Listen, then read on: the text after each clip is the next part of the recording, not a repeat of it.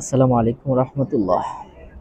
চলছে রমজান মাস, অনেকেই প্রস্তুতি নিচ্ছেন এতেকাফ করার জন্য। যে ব্যক্তি রমজান মাস পেল কিন্তু নিজের গুনাহকে মাফ করাতে পারলো না, তার চেয়ে হতভাগা আর নেই। বলেছেন রাসূলুল্লাহ সাল্লাল্লাহু আলাইহি সাল্লাম, রমজানের শেষ 10 দিন এতেকাফ করা একটা সুন্নাত। রাসূলুল্লাহ সাল্লাল্লাহু আলাইহি সাল্লাম কিন্তু শেষ 10 দিন এতেকাফ করতেন।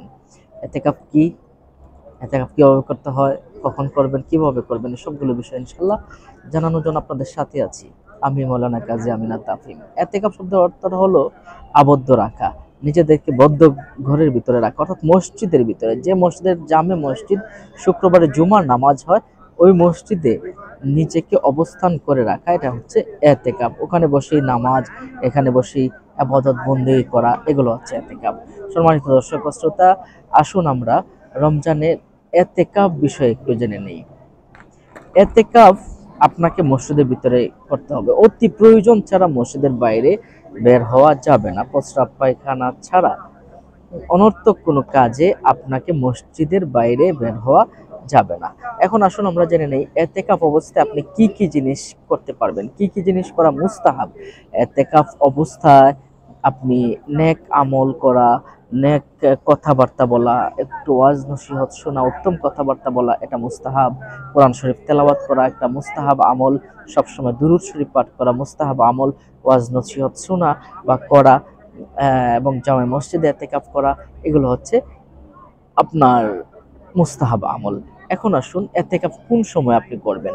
এতেকাফ করার সময় হলো আপনি রমজানের 20 রমজান, আপনি যখন আপনার সূর্য যখন আপনার ডুবে যাবে, সূর্য যখন ডুবে যাচ্ছে যাচ্ছে তার কিছুক্ষণ আগে আপনাকে মসজিদের ভিতরে চলে যাওয়া, এটা হচ্ছে এতেকাফের।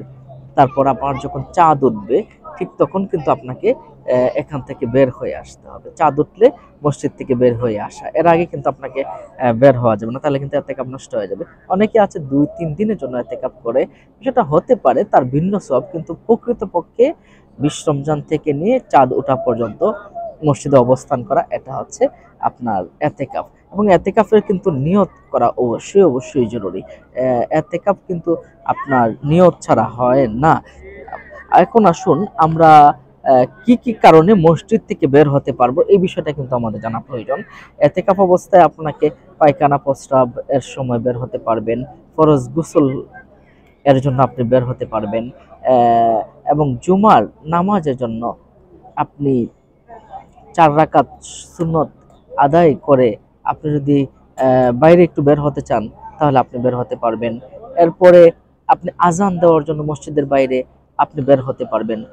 ও এমন কোনো কাজে আপনি বিপদে পড়ে গেছেন, না বের হলে নয়, তাহলে কিন্তু আপনি মসজিদের বাইরে কিন্তু বের হতে পারবেন। তো পেশাব পায়খানার জন্য আপনি বাইরে যেতে পারবেন, তবে মনে রাখতে হবে আপনি অনর্থক কোথাও দাঁড়িয়ে মানুষের সাথে কথা বলছেন, সময় নষ্ট করছেন, এটা কিন্তু কোনো অবস্থাতেই করা যাবে না। এতেকাফ অবস্থায় কিছু মাকরু কাজ আছে। একেবারেই চুপচাপ থাকা, এটা একটা মাকরু কাজ। এটাকে ইবাদত মনে করা, এটা কিন্তু মাকরু কাজ। হ্যাঁ, মালপত্র মসজিদে এনে বেচা কেনা করা, এটা একটা মাকরু কাজ, এটা করা যাবে না। ঝগড়াঝাটি করা, অনর্থক মানুষের সাথে কথাবার্তা বলা, এটা কিন্তু করা যাবে না, এটা কিন্তু মাকরু কাজ। এতেকাফ কি কারণে ভেঙে যায়, এটা কিন্তু আমাদের একটু জানা প্রয়োজন। কি কি কারণে এতেকাফ ভেঙে যেতে পারে। বিনা ওজরে বা এমনিতেই এমনিতেই কোনো কাজ ছাড়া আপনি মসজিদের বাইরে চলে গেছেন, সীমানার বাইরে, আপনার এতেকাফ ভঙ্গ হয়ে গেছে। এতেকাফ অবস্থায় স্ত্রী সহবাস করা, আপনার এতেকাফ ভেঙে যাবে। এর জন্য কিন্তু আপনার কাজা কাফারা কিন্তু আদায় করতে হবে। এরপরে আপনি পায়খানায় গিয়েছেন, পায়খানায় যাওয়ার পরে পেশাব পায়খানায় গিয়েছেন, গিয়ে অনর্থক আড্ডায় মশগুল হয়ে গেলেন, সময় নষ্ট করলেন, না, এটা কিন্তু করা যাবে না। অসুস্থতা বা ভয়ের কারণে আপনি মসজিদ থেকে বের হয়েছেন, তাহলে কিন্তু আপনার এতেকাফ নষ্ট হয়ে গেল। অসুস্থতার কারণে বা ভয়ে আপনি মসজিদ থেকে বের হয়ে গেলেন, এতেকাফ নষ্ট হয়ে গেল। তাহলে এতেকাফ যদি আপনার ভঙ্গ হয়ে যায়, তাহলে কি কাজা ওয়াজিব কিনা।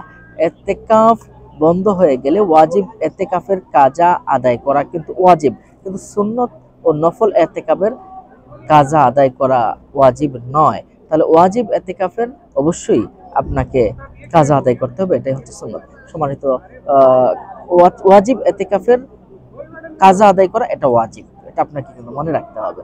সম্মানিত দর্শক শ্রোতা, এতেকাফ কেন করবেন? এতেকাফ করবেন আল্লাহ পাক রব্বুল আলামিনের খুব কাছাকাছি, দুনিয়ার সমস্ত কাজগুলোকে পিছনে ফেলে আল্লাহর কাছাকাছি পৌঁছে আল্লাহর ডাকে হাজিরা দেওয়া, আল্লাহর সাথে একটু সময় ব্যয় করা, একটু ইবাদত বন্দেগী করা, এর জন্যই কিন্তু এতেকাফ। সম্মানিত দর্শক শ্রোতা, তাহলে আমরা আসুন আল্লাহর কাজে, আল্লাহর কাজে, আল্লাহকে একান্ত নৈকট্যভাবে পাওয়ার জন্য একটু আমরা এতেকাফ করি। নিজেকে দুনিয়াবি বিশৃঙ্খলা থেকে আমরা পিছনে ফেলে একটু এতেকাফের নিয়ত করে নিই। এটা ফরজে কেফায়া, এটা পাড়া মহল্লার প্রত্যেক মানুষ, কমপক্ষে একজন মানুষ হলেও প্রত্যেক মসজিদে কিন্তু এতেকাফ বসতে হবে, নতুবা কিন্তু সবাই কিন্তু গুনাহগার হয়ে যাবে।